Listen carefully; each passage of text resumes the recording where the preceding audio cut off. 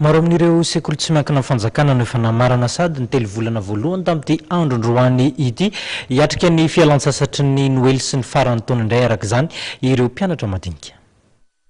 Efa maro amin'ireo sekoly no mamarana ny telo volana voalohany ho an'ny taom-pianarana 13 14 ny tamin'ny androany. Entina ho famaranana indrindra ny telo volana voalohany moa dia misy ireo sekoly no mikarakara karazana fety samihafa entina ampialana volon'ny ankizy ary isantaran'izy ireo ihany koa ny fialan-tsasatra faran'ny taona.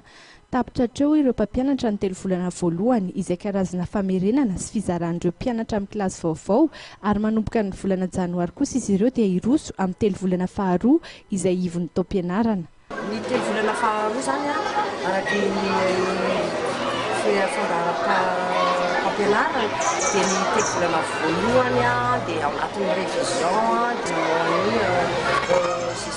manamasaka ny zavatra rehetra izay teo aloha.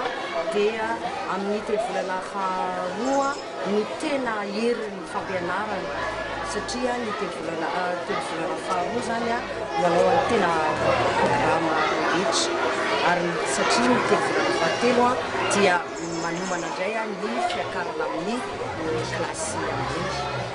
Anisan'ireo sekoly tsy miankina izay namarina ny telo volana voalohany tao anaty fety ny arahana tamin'ireo mpianatra ny le lutin etsy Ankady fotsy. Isan'ny mampiavaka ny fety androany ny karazana hira no sady fanazarana ny mpianatra ny teny anglisy ihany koa. Manomboka ny kilasy CP2 moa ny ao amin'ny le lutin dia mizatra sahady ny teny anglisy ireo mpianatra. Amin'ny fahaenan'ny volana janoary izao araka izany no fidirana fiatrehana ny telo volana faharoa ho an'ireo mpianatra ao amin'ny le lutin Ankady fotsy.